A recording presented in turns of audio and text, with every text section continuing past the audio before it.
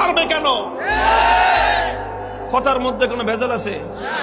হিসাব কিতাব তো ক্লিয়ার, কথা তো পরিষ্কার এখানেই, যে এখানে নমনীয় তো তোমাকে হতে হবে, আমি কেন নমনীয় হব? যেখানে তুমি বাতিলের উপর, আমি হকের উপর, তুমি বদ্দিনের উপর, আমি দিনের উপর, তুমি কোরআনের বিপক্ষে, আমি যখন কোরআনের পক্ষে, নমনীয় তোমাকেই হতে হবে, আমার নমনীয় হওয়ার কোনো স্কোপ নাই। হযরত আব্দুল্লাহ বিন হুযাফা রাদিয়াল্লাহু তাআলা আনহু যখন এই কথা বললেন, আরে বেটা, জীবন তো একটা আছে, দেখে একটা দিতেছি, জীবনে 1000টা থাকলে 1000টা দিয়ে প্রমাণ করতাম যে ইসলাম এবং ঈমানের দাম কত। এই কথা যখন বলছে, তখন বাদশাহ কয় যে এটা তো মানুষ না,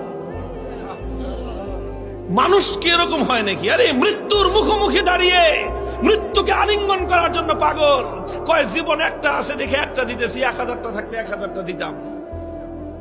এখন তো দিলের মধ্যে ভয় ঢুকে গেছে, আল্লাহ পাক রব্বুল আলামিনের পক্ষ থেকে সাহায্য আর নুসরত আসা শুরু হয়ে গেছে। আল্লাহ পাক বাতিলের অন্তরের মধ্যে ভয় এবং ভীতির সঞ্চার করে দিয়েছেন। এখন বাদশা মনে করা শুরু করছে যে এটা মানুষ না, এটা অন্য কিছু, এটা অন্য কিছু হবে।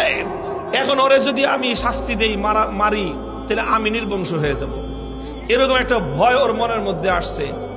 এখন চিন্তা করতেছে, এখন ছাইরা দেমা, ভিক্ষা চাই না, এই অবস্থা হয়েছে। এখন সে রাস্তা খুঁজতেছে যে কেমনে এখন এর থেকে বাইচা আসা যায়। এখন যদি আব্দুল্লাহ বিন হুযাফাকে এমনি মুক্তি দিয়ে দেয়, নিজের মান মর্যাদা যা আছে, প্রেস্টিজ, সব বেলুনের মতো ফুটো হয়ে যাবে।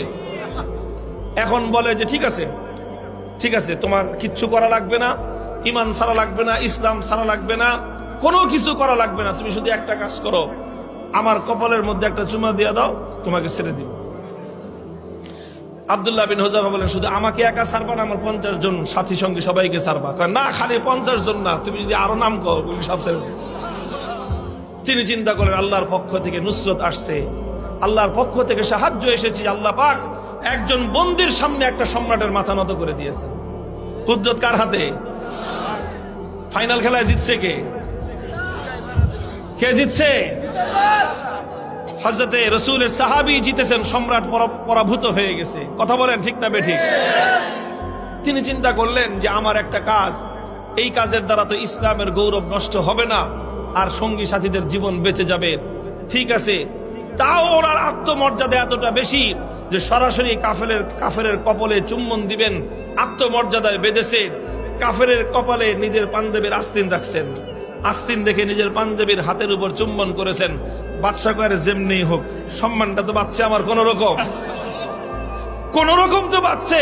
আমি খালি বলতে পারলাম যে না না না, আমি হারি নাই, হুযাফার সাথে আমার একটা মিউচুয়াল আন্ডারস্ট্যান্ডিং হয়েছে, সেইভাবে কাম হয়েছে। বাস, সব বন্দীদেরকে মুক্তি দিয়ে দিয়েছেন। এই খবর যখন খলিফা ওমর ফারুক রাদিয়াল্লাহু তাআলা আনহুর কাছে গেছে, তিনি সাহাবায়ে কেরাম, বড় বড় সাহাবীদেরকে নিয়ে অগ্রসর হয়ে আসছেন যে আব্দুল্লাহ বিন হুযাফাকে সংবর্ধনা দেওয়ার জন্য, যে আব্দুল্লাহ বিন হুযাফা, তুমি এবং তোমার 50 জন সঙ্গী আজ রোম সম্রাটের দরবারে আল্লাহর দ্বীনের ঝান্ডা যেভাবে সমুন্নত করেছো, আল্লাহর দ্বীনের গৌরব, মুসলিম জাতির মর্যাদা সমুন্নত করেছো, গোটা মুসলিম উম্মার দায়িত্ব আর কর্তব্য হয়েছে এখন তোমাকে সম্মান জানানো। এই জন্য আমি স্বয়ং খলিফা তোমাকে ইস্তেকবালের জন্য সামনে অগ্রসর হয়ে আসছি।